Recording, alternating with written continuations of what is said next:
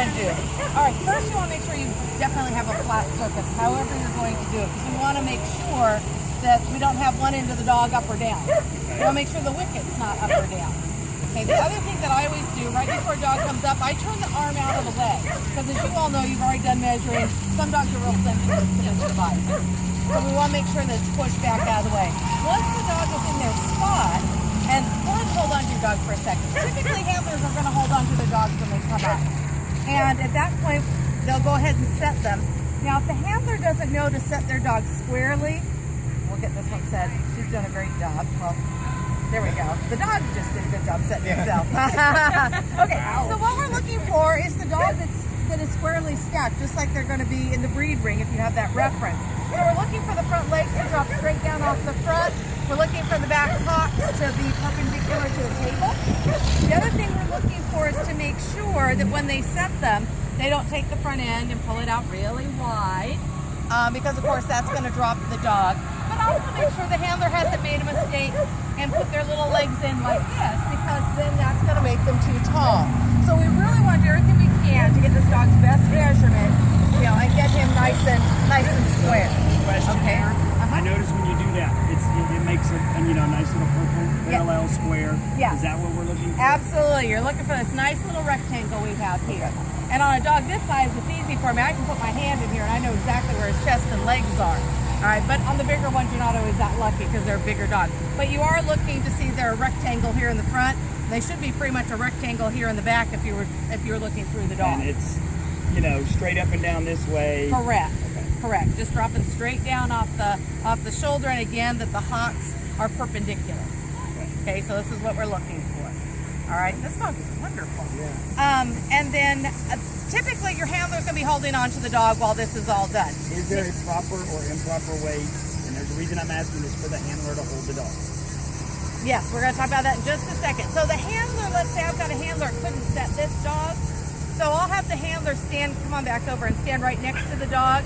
If the handler can't do it or they're too nervous, I'll go ahead and put my hand on the collar at that point. Most dogs will settle down pretty quickly as soon as you put your hand on there, because you know how it is. You feel like you've got some confidence, the dog's going to settle down. And then I'll say, hold on, and I'll go ahead and set the dog myself, okay? Because not all the handlers can do it, or they don't understand how you want it set. You have a lot of people that have never been in the breed ring. Same thing we've got in agility. So we'll go in and set the dogs. Now, if my handler's still standing here, go ahead and come on back, handler. And she's scratching her, saying, oh, be a good girl, blah, blah, blah. And she's got cookies and she's got treats. Once I get the dog set, at that point I'm going to say, handler, will you go ahead and step back away from your dog? Ideally, this would be a little bit closer to the handler. And that way the handler's standing right in front of your dog. And the dog can see them. They're not turning back, trying to look at the handler, so again, it's not going to skew them. Sometimes I'll ask the handler to even bend down if I've got a dog that's doing some weird stuff with its head. Usually we're measuring much lower than this, so this is kind of nice because they're at a great level. But if we were down lower, I might ask the handler to bend down for a second if it's pulling the dog's head up. So once we've got the dog nice and set like this, I like to hold on to the collar, because then I can assure the handler their dog is going nowhere. Because that's always the thing, well, he could jump off the table. I always tell him, no, I've got a really good grip. He's not going anywhere. So I'll hold on. I'll use my fingers to find the withers. Okay? Right here are the withers on this dog. Sometimes if you get a dog that's a little pudgy, you guys probably don't get too many of those in dogs, or you get a dog with a lot of coat, it can be hard sometimes to find the withers. So if you come on the front here, you come to the point of the shoulder, you can run your finger right up the point of the shoulder blade, it takes you right to the top of the wither. So that might come in handy if you get one of those really overweight dogs trying to figure out where you're supposed to be. Good. So it's actually the two top points of the shoulder, That is though, the correct. two top bones The there. two top points, that's your wither area. Okay? And then at this point, I'm going to bring this in and I'm going to slide it right down. Oh, I'm going to slide this forward just a smidge, actually. Try not to hit him. Now, this is where you'll want to make sure these are well oiled with silicone or whatever you're going to use them, because the last thing I want this thing to do is slip and slam into this dog's shoulders. Good boy. I know. Now, he's starting to move on me, so I'm going to get this down. You guys are just looking to be at under 16, is my understanding. Yes. Correct. I'm way under. We're looking at about 14 3/4, and it's not even quite on him yet. I can still get about half a finger under. So in this case with this dog, for your measuring, I'd say, okay, we're good to go. Yes. If we were close, obviously I would need to get him back under here, nice and square, and get this flush down on his withers.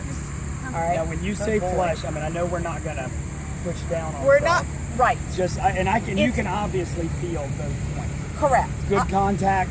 Contact is what we're looking for. We're not mushing Aussies into with it. a lot of hair. You got to get into the hair. Okay. In fact, what makes your exhibitors feel better when they've got a coated breed is as you start pulling this down again. That's why I like holding it with my hand. I can open up the coat. Okay. And I can see the skin. I can get that in there. So if they're bringing me a Samoyed or a Malamute or whatever, I can get this right on the withers and they feel like they got a good measurement. Otherwise, you have people that walk away going, well, they measured the top of my dog's hair. Yeah. Even if you mush it down. So if you open up the coat, they believe you. Okay. Okay? And then you've got a better measurement too. Because obviously, in some cases, if you're close, that coat's going to make a difference. But I would definitely recommend you do some silicone on this When you because you can use see them a what little it's bit doing. more, I mean, that just straight came out of the box. Perfect, I've used yeah. mine some. Okay, and it smooths does. out. Yeah, because the most important thing, because you're going to run into the dogs that aren't comfortable, they've never seen this, which is very, very normal in all of our sports, is again, you want to bring it from behind the dog, but when you're sliding it down, you want to make sure that your device is as smooth as possible. Sometimes you're only going to have maybe one shot to get a measurement, and then they are done with this. So you've got to make it as perfect as you can the first time you're coming down. All right.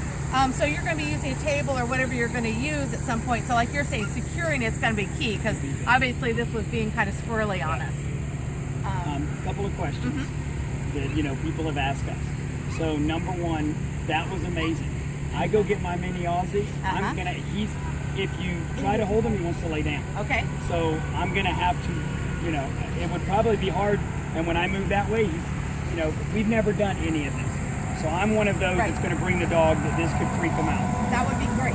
Well, You let's wanna go get him. let's go Well, get him. Let's talk about Okay. what do you So do? here's what we would do. Let me tell you the first thing I would do is I would have normally have put this wicket up closer to the edge of the table because I want the handler to be able to manage the dog as much as possible. So I bring it up here so I've got the front feet right about here. The other thing that I would do is, and usually the handler's not a lot of help with this kind of dog because they're nervous too, and that's part of the issue you're running into. Is again, I'll take the collar, I'm going to scratch them under the chest, I'm going to scratch them underneath the tummy, I'm going to play with them some to get them up myself. What handlers like to do is they'll say, oh, you just stand up, and they scoop them in the air and throw them into the wicket. Well, you can imagine how well that works. Most of the dogs then are totally done with it. So again, I'm going to then take control of the measurement myself, and let's see how bad this dog makes me look, but I'll take control of it myself. So you're gonna step over here, handler. Very good. Oh, yeah, see, we're gonna need to make sure that doesn't happen. We're aware of that. Yeah. All right. So probably. All right. I would not normally reach over a dog like this, but I want to get this back in spot. Okay. So this dog's actually being pretty good already. So I'm going to ask the handler to go ahead and back up a step. Perfect. This front's a little close for me. I'm going to go ahead and move this leg out myself. Everything else looking pretty good. Yeah. And then I'm going to go ahead and bring this down. And this dog didn't cause us any trouble at all. But this one I am going to want to get right on the withers because this dog is close. Go ahead. Okay, go. There you go. Keep talking to him. And once this is down, we won't have the problem of him lifting it up. And just so you guys all know, it was under. Well, and he's one that I know is close, and Yeah, that's why I say yeah. I don't want. I can't okay, have now- my dog be wrong. Exactly, and your dog is fine on this one. But so that's where again I would take control of this one. Let's say he was squirming more. Go to leave him here for a second. If he was squirming more, I would just continue to try to talk to him and manipulate him back into position. If the dog is really fussing with me and isn't comfortable with me doing anything, I'll ask, especially the bigger dogs, you can't just pick him up and move him around. So I'm just going to play with him a little bit. I'll talk with him. I'll have him take him off the table, play with him a second, bring him back up. Because some dogs, as you already know from doing your other measurements, they get done with this real quick. So I might need to break it and bring them back up. So Okay. the other questions I had that we've heard is, the handler, and I think you fix that. Either they go too far out that Yep. way to lower them, Yep. and I've heard this from Flyball, they've taught their dog when they do this that the dog rests, Yeah. and they can make their dog. They've taught their dog to slouch. Right. So the other thing you're looking for, of course, is that you've got a dog with a decent top line on him. Is this puppy really squirmy? Yeah, pretty squirmy. Here, why don't we borrow this one for a second? Okay. But yeah, so you're gonna. That's why we ask the handlers to take their hands completely off, because at that point, I then will reset the feed if I'm suspicious at all about what they've done, or I don't like the top line or whatever it is. Then I can reset the dog and get the measurement I want. But that's why we ask them to let go. Head up, down, straight. What are you 45 looking? degree angle. 45 degree angle is the ideal. That's the dog's natural resting spot. What I'm You'll hoping find. to do with this is, we're all learning, we all want to be the same, is we're going to do some and take pictures Yep. to be able to show. Perfect. Hock placement, There we front go. leg, the rectangle, Girl. head placement. Okay, now So- watch what's happening as she pulls out this food. Go ahead and feed her. Is that okay? Yeah, no, I want you to for a second. So this puppy is already pretty excited about the food. So if I'm trying to get a decent measurement, some dogs are going to get so over-focused on this food, they're going to go ahead and take a half a step back. They're going to start lunging forward. They're going to start doing all sorts of stuff because they want the food. That's the point. I'll say, go ahead and give him one, and let's do the measurement. So go and give him one. Oh, I'm trying to hold it. Catch I her made so it that work. doesn't fall. There we go. So this is one of those cases where I'm going to go ahead and take control of this dog. I'm going to set this dog. I'm going to talk to her a little bit. It's okay. And this should have been a bit higher. There we go. All right. Perfect. Girl. Perfect. And again, if this were a little bit smoother, I could have already gotten this on this puppy's withers. Perfect. There we go. Okay. So what is she? Oh, I didn't even look. She was under 6 pounds. She's well under 16. I think she was looking somewhere around 14-ish. Well, she's still growing, so I'm just curious. Too much. Yeah, come on, stand up. So what we're wanting to do, do you agree with our 2-year rule? That's what we use. We use the 2 years. Yeah, she's like almost spot on at 14 based on what we got here. You got her? Thank you. So what we do in agility is we do a temporary measurement at 15 months, which is the youngest they can compete, because we got to be able to put them somewhere. When they turn 2 years of age, then we do 2 measurements after they turn 2. And the 2 measurements have to agree where they're at, because of course you're talking about those dogs will be higher and 2 lower. measurements over a period of time, measure them, take them off, measure them, different It judge. could be done the same day if you've got 2 measuring people or however you're doing it. Or because we have to have measuring officials, I may be the only measuring official on site. I can only do 1 measurement. They need to get a second measurement from a second measuring official. We actually don't put a timeline on that, but we do have a list at each event of who needs to be measured. Like right now, I got 8 dogs in novice today. I will make sure in the novice briefing, and I'll check the board, make sure they all come over to see me before they run, so that I catch them there. Yes. She remembers you today. Say this and that. As we've grown so fast, we've been a little lax, and we admit it. We know it. That's why we're getting right. That's At why our we had to do it in national agility. championship this year, every single lap dog is going to get measured. We're not going to do cards. We have a way in our system to mark them as verified, and now by their name as a V, and they're done. All forever. So Great. we're going to knock out a huge chunk at our national championships. But if she's running an event that's a qualifier here in Ohio, and I show up brand new with a lap dog, I've got to be verified. So she's going to have to be able to do that, and then she'll notify me that we're going to make a report that she judged the following lap dogs. Here are their heights. I go in and verify them. If they're 2 years over, they're done. Right. If they're under 2, then they have to be verified at every event. So we're hoping to knock out, because we are behind, but we're hoping to fix that in December. Well, and I'll tell you, when we were behind, when we first started our system years ago, we did the same thing. We did 1 measurement. But the reason we finally went to 2 is because we found just enough variability in our measuring officials, as much training as we've done and everything else. Or someone measured that weekend with a bad wicket. Now, this one is probably not going to go off, unless this pole isn't pushed down, or, looks like it's all nice and glued together, so you're probably safe it's not off. I've got a wicket in there today that originally I said I won't be doing measurements today. There was no way for me to get it corrected today to use it. Fortunately, we had a good one in a closet that we pulled out we're now using. But that was part of the other reason we went to the 2 measurements, was so that if we had one that was close or something looked, we had some that were off. We knew that. And that was So why that we does went. happen. But So- we did took off we for did a the while. catch up. I think we did it that way probably for about 3-4 years before we went to the two. So what if one is over and one is under? Then there's the third tiebreaker. Okay. Yeah, they have to go to a tiebreaker on that one. Okay. And any of the measuring officials can do the tiebreaker for them. We also have a system, and you'll run into those ones that are just barely over. Dogs drop in height as they get older. You know, Shelties tend to drop about 3 years old when their withers drop. Your bigger breeds, like your golden retrievers, your labs, you know, your Malinois. I mean, a lot of what you guys have jumping out here will usually drop about 7 years of age. Because remember, just like us, their joints kind of loosen up and everything, so it opens up the withers a bit more. And they will drop as much as an inch. Wow. Yeah, we're talking an inch will come off of these dogs. So Hopefully something the to be ones aware that are of. under 16 it won't be. So that's something. Well, if you're already, for your ones already under 16, it's not going to matter. Yeah. Unless you add another Here's, break I mean, point. our thing is, and we already are facing with this. Okay, I've been jumping my dog. It was just here. Lap. I've got lap titles. I now got my PAL number. I'm going to send them to the AKC. Da da da. I go to nationals. We do our official measurement. He was 16 and a quarter. With our system, we're going to change that, and all of those lap titles are now null and void. They count, and they switch over. So now he's a novice. Instead of being a lap senior, he's just an open novice. Okay. And I can refile and resubmit. Okay. I don't mind dealing with it that one time, but now if they're going backwards, so now he was lap, he went to open, now he's going back to lap. Well, That's gonna create- I decided to let you know that because that was something that came up in our system, or when the dogs had older, and you know we don't have a veterans program specifically, but you know someone comes to me with an 8 or 9 year old dog or older and says, I really don't think he's as tall as he used to be. That was why we put that Well, in. you have to do that for jumps. So I'm Yes. wondering with us that it's a one distance. If we had a mini, a lap, you know, then Right, that you've might only got matter. the one But, break. okay, so but we're gonna have to talk about. Yeah, and come but up just with a something plan you're for that. aware of because I didn't know that backwards. if you're gonna start making this official, you're gonna get some people coming over from Agility saying, "Well, I can't do a remeasure. My dog is 7 or whatever." So we'll I have to just look I'd at mention that too. That's yeah. a good. We may do that at our veterans at 8. You can remeasure. Yeah, we have what's called a challenge measurement.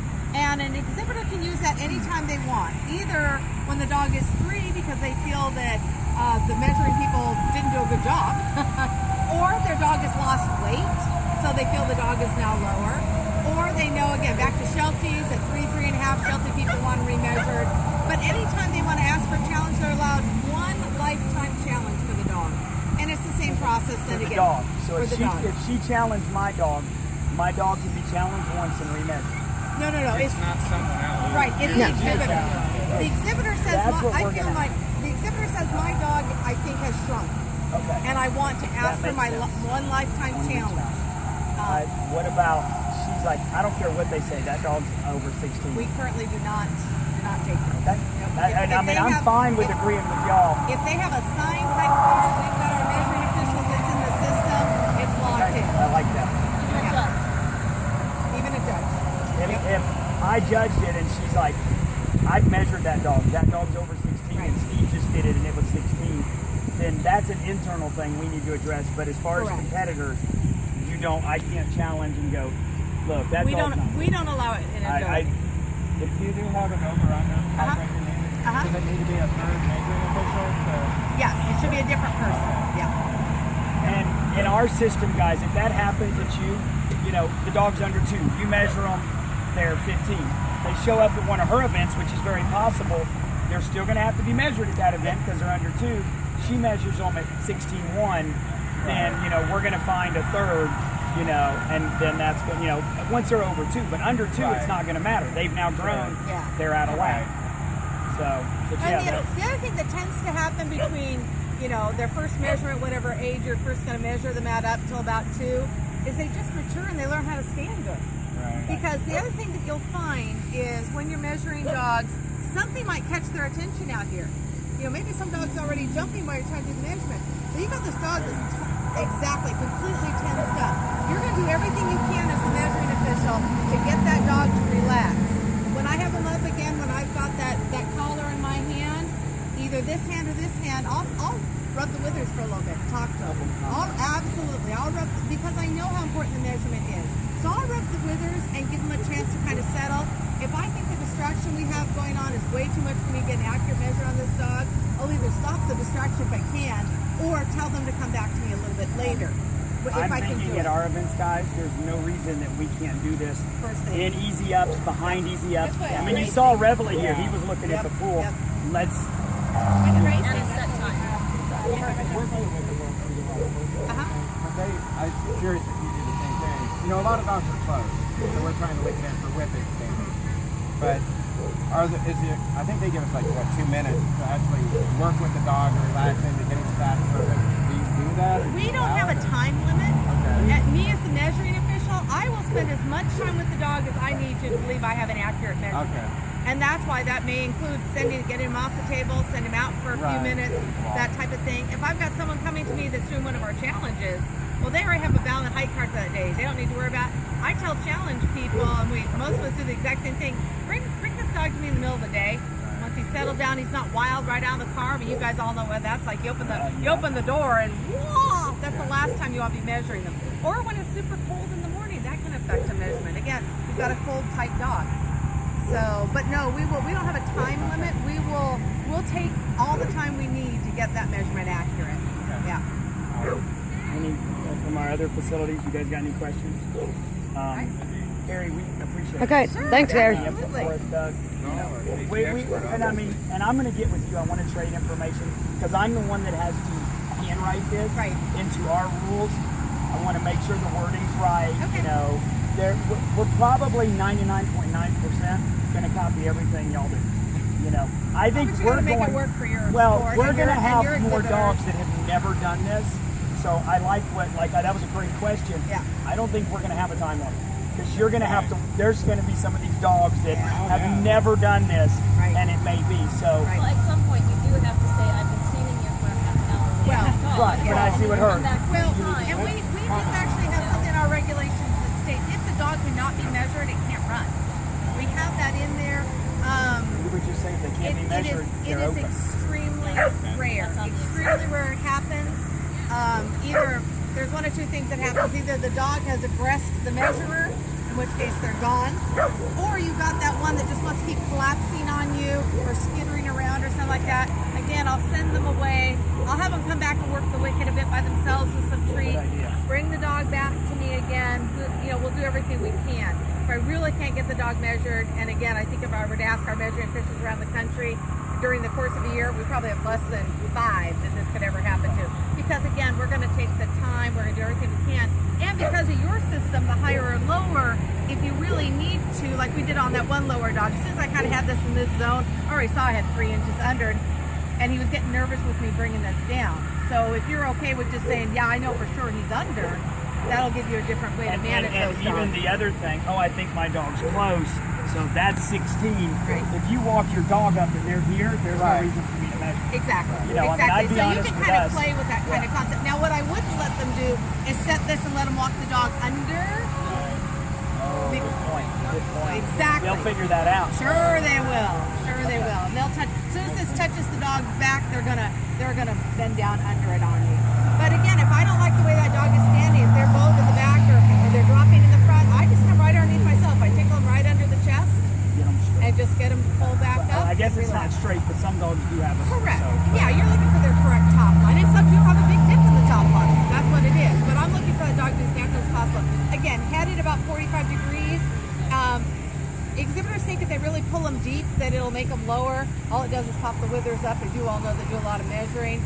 The biggest problem usually is that happy, excited, young male dog who's way up on his toes because all the girls are around. His head is way up here, and his toes, he's up on his toenails there. Those are the ones you got to take some time. You may need to move the dogs around him, just so he'll settle down. Carrie said it, but one thing I guess I'd add, a lot of dogs stand outward, people stack them outward, and you want to get them Got it. under. Yeah. Front leg straight, Foot Right, and the border terrier was perfect for that. That was a great shot you got. Yeah. That dog's front end and rear end at that initial point were perfect. And like I said, when we do this for our rules, we're going to get a dog and that we can stack right. And I'm going to take pictures from the front and I'm going to do a graphic. Yep. I'm going to take pictures in the back because a lot of us, they're ahead of us. I mean, she's Yeah, done you guys do agility. all that. A lot of us have not done this. It's just, honestly, don't throw me in the pool. You know what we were doing until we did this? putting a tape measure beside him, going, "Yeah, you're 16." That's okay. That's horrible. You know, we That's all horrible. started somewhere. We did the same thing Right. for a And I mean, while. we're only and, talking about less than a third of our competitors, but it's become that competitive. Oh, sure. Oh, that sure. Debbie and I have talked about this for the last 6 months. Is we've got to have it, and not she doing what they should do. She's doing what Absolutely. she's doing what they do in lure. She's doing agility, and I'm doing fly ball because that's what I can do. And they're not the same. So I really appreciate you coming over here. Yes. Because we have in racing lore, you don't. Yeah, And we do. You can have one owner that will raise the head so high that the neck looks like the wither, so that then they measure behind the wither. Right, Right. right, yeah, because you lose your wither in the neck. Right. That's why we have them let go. It's because we know owners know that, oh, while they're holding them, well, it looks like they could be holding them nicely. I don't know really what's going on in that coat sometimes. Yeah. I just want that dog to be left alone for a second. That stuff is more in the racing world than actual like AKC lure coaching. Right. But in the racing world, like straight racing, they still have to wick it in. Oval, they don't. But in straight racing, there's a bazillion tricks. You know, everything you're talking about. But they'll just try to do the little bits here and there, and they Right. teach the dog to slap, so get the neck Yep. down, bring it up, or bring it up too high. So, I mean, And that's exactly why we say let go of your dog. Because at that point when they let go, I've got my hand in the collar. Right. I do a quick look on that dog's body, bring right in that wicket, I am ready to go. So that way I know the dog's the way I want it to be. So they can do all sorts of stuff, but I'm going to fix it as soon as they let go. Appreciate it, Terry. Okay. All right, no problem. Good luck. Thanks.